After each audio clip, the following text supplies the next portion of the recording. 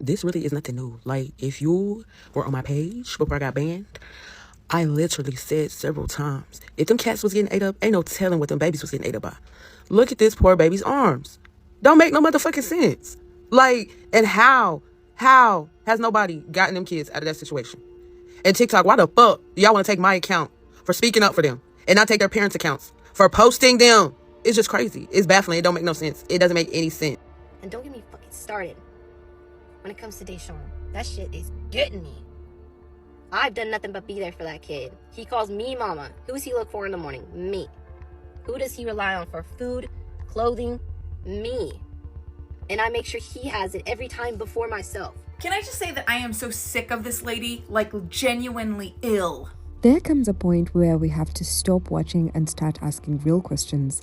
And for Deshaun Jenkins, that moment is now. This little boy, this child has been showing us signs for months. And we all have been too distracted by TikTok grammar to really see it. But today, we are pulling back the curtain. This isn't just a parenting critique, it's a cry for help. Deshaun Jenkins needs to be saved. Let's start with what we can see, because shockingly, we don't even have to dig that deep.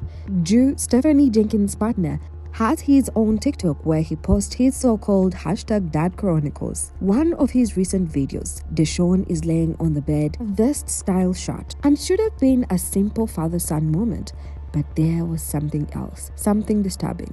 Deshaun's arms had visibly scars and what looked like bruises, not one or two random scratches. There were multiple, marked and alarming.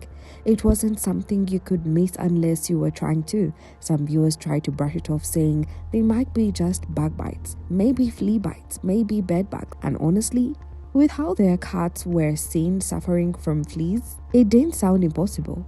But let's be real. This weren't your everyday bug bite. These marks had depth. They looked like they had been there for a while. The kind of marks that stay long after the pain has faded. Some of them had that shiny, healed over look that happens after bruises go untreated. Others looked rough and puffy, like maybe they had been scratched open or had gotten infected before finally healing. This really is nothing new. Like, if you were on my page before I got banned, I literally said several times, if them cats was getting ate up, ain't no telling what them babies was getting ate up by. Look at this poor baby's arms.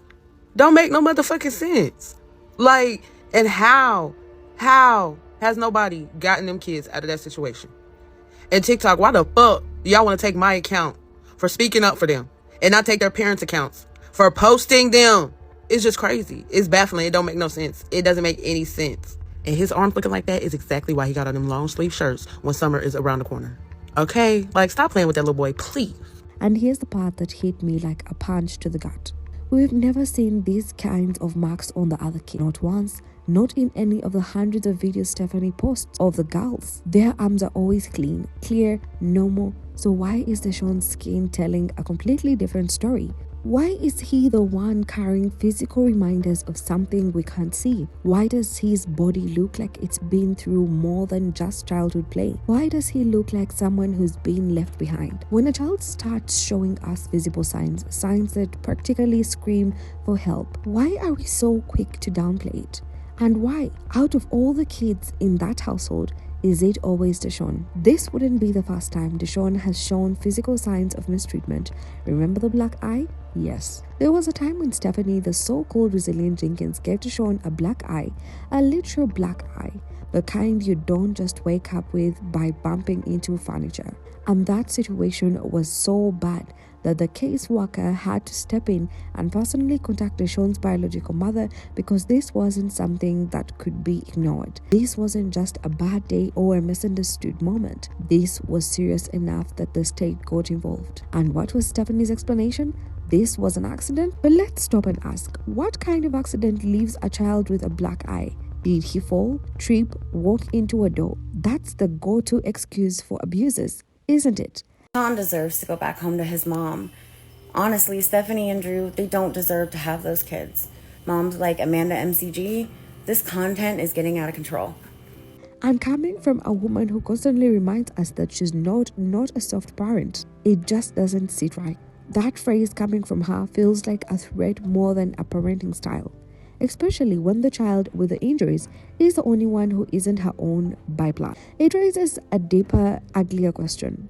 Would she have been this harsh if it were one of her daughters? Or is Deshawn the scapegoat in a home that claims to be full of love and blended family values, but only shows favoritism and double standards? There's no version of this story where the black eye on a child can be brushed off as a parenting misstep. That's not discipline, that's damage, and damage like that leaves more than bruises. It leaves trauma. Now, let's look at the woman at the center of it all. Stephanie Jenkins. At first glance, you think she's just another oversharing TikTok mom. 1 minute she's posting videos of herself dancing in the kitchen, lip syncing with her kids in the background, or sharing cleaning routines with a big grin. The kind of content that gets likes, that builds a brand, but scratched beneath the surface, and a whole different Stephanie shows up. Because behind those short bursts of curated happiness lies a pattern that's hard to ignore. The same woman who smiles for the camera is the one who turns around and snaps at the kids moments later. On live streams, she's been screaming, raising her voice without warning, and making snide comments about Deshawn being ungrateful. Her tone shifts fast, like a switch being. You never really know which version of Stephanie you're going to get. One especially disturbing moment came during a live stream where she began ranting about all the things she does for Deshawn. She listed them off like a receipt: clothes, food, shelter, and then she threw in the comment that he only knows me as his mother, like that was some kind of sacrifice on her part, like Deshawn should be grateful just for existing in her presence. And don't get me fucking started when it comes to Deshawn. That shit is getting me. I've done nothing but be there for that kid. He calls me mama. Who does he look for in the morning? Me. Who does he rely on for food, clothing? Me. And I make sure he has it every time before myself, unlike you. Try to remember that. Now for the subscribers who want to sit there and be like, hey, this is what we pay for a subscription for, this should be on the subscription side. Now I'm going to give a little more of a detailed story on the subscription side. A little more of like what actually went down with his whole, why he went to the hospital. And honestly, it might help me because I could just use to just talk the situation off, because I got to play medical doctor sometimes, and it terrifies me, yo. Like I said, I've seen a lot, okay? I'll share more about that too. Let's call it what it is. This was not a mother expressing love. It was a woman trying to justify why a child should be thankful for the bare minimum. And in doing so, she exposed more than she probably meant to. This isn't just tough love.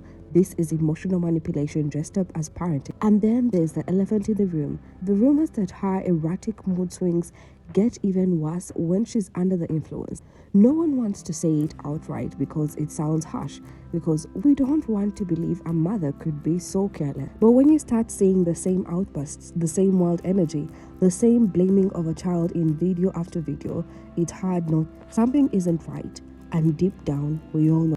Sometimes it's not the big moments that reveal the truth, it's the small ones.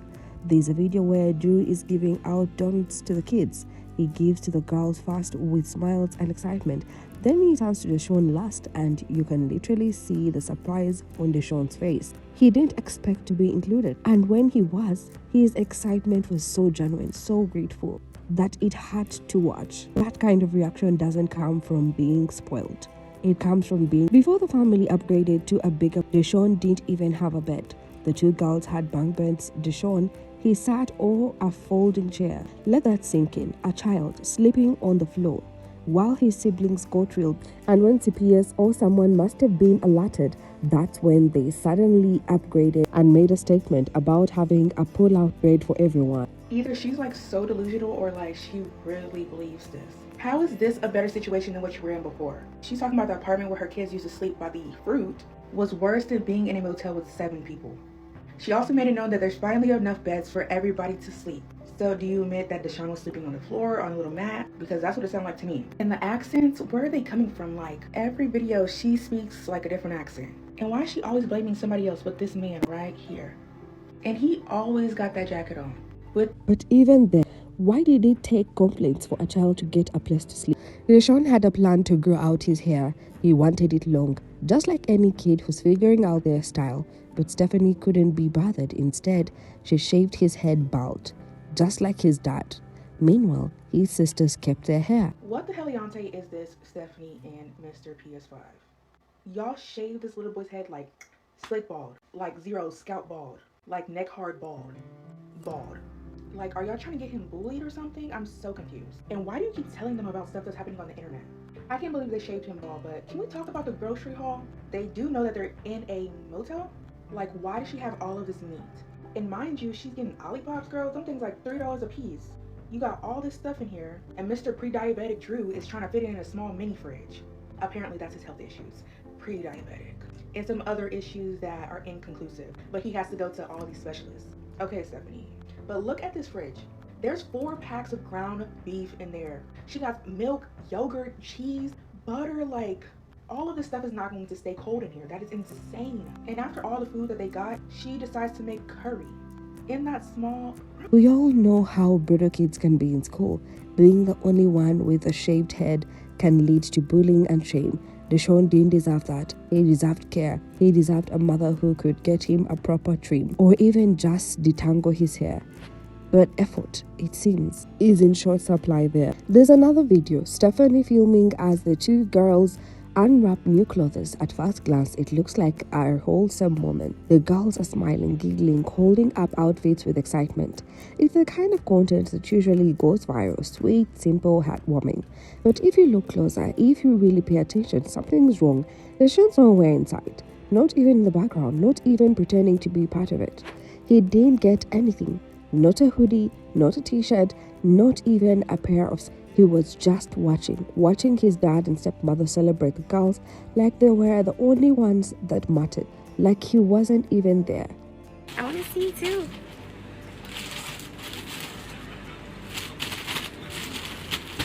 No, I have to see the other way around. Other way? Yeah. Addie wanted the hearts. Yeah, as I did. Can I go and try them on? Can you open one so we can see it, Addie? Stars. Oh, yeah. Hey, I saw one. Ooh, those look cute. Oh, they look so warm. They actually look pretty thick. Yeah. What do you guys think? You say thank you yet? Thank you, Daddy. And the actually also. Their All sauce? of them are hearts. Not all mine yet. I mean, but not all mine. Do you love them? Yeah. Can I try some on? Of course. Yeah. Can I try one on, Mommy? Y'all ready? Yeah. It's not just exclusion, it's intentional omission. Can you imagine how that feels as a child? Standing right there in the same room, hearing laughter that doesn't include you, watching joy that skips right past you. It's not about clothes, it's about love. It's about presence. It's about being seen. And Deshaun wasn't. What message does that send to a child? That he doesn't matter? That he's not worth celebrating? That his joy is optional? This wasn't just a missed gift. It was a missed opportunity to remind Deshaun that he belongs, that he's loved, that he counts. Instead, they reminded him on camera that he is always the afterthought, or worse, not a thought at all. This isn't new. Go back to the gender reveal party before Stephanie and Drew had Drew's first child. Everyone got a balloon pop, everyone except Deshaun. He just stood to the side, quiet, forgotten, like an extra in his own family. The look on his face, it wasn't confusion, it was resignation. He knew he wasn't being included. Experts say the emotional toll of neglect can run just as deep, if not deeper, than physical abuse. It doesn't always leave bruises, it leaves something worse: belief. A child who's constantly overlooked, constantly treated like a background character in their own life begins to internalize that silence. It starts small. They flinch less when ignored, they speak less when spoken to, and over time, they become a version of themselves that stops trying to be seen. A child who is always last, always left out, develops a slow burning sadness that hardens into something heavier. It becomes low self-worth. It becomes withdrawal, desperation, disconnection, and worst of all, the belief that they simply don't matter. And honestly, that's exactly what we are watching happen to Deshaun. He's emotionally checking out, slowly but visibly. You see it in his body language.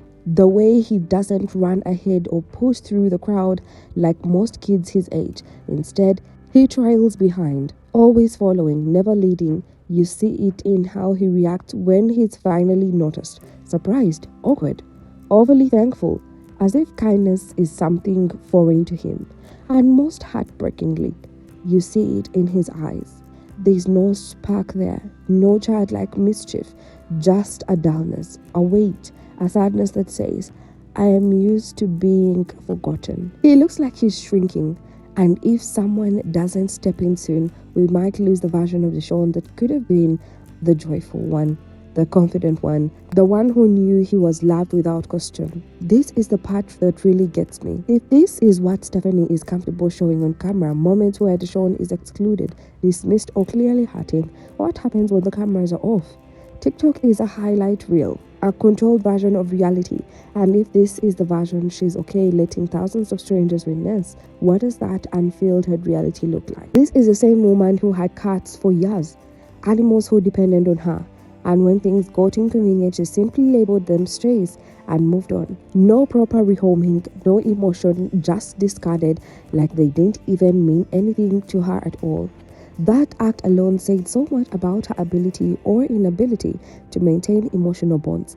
If she could be that cold with pets she once cared for, what does that say about her treatment of Deshaun, a child who isn't biologically hers and who clearly already lives in a home full of double standards? There's a deep-rooted detachment there, a kind of indifference that's chilling. She doesn't just neglect, she rewrites the story to make herself look like the victim or the one who had no choice. And Deshaun, he gets swept under the rug in the same revision. So why would we expect better for Deshaun? Because he's a child. Because we hope she has more heart for a human than she did for her cats.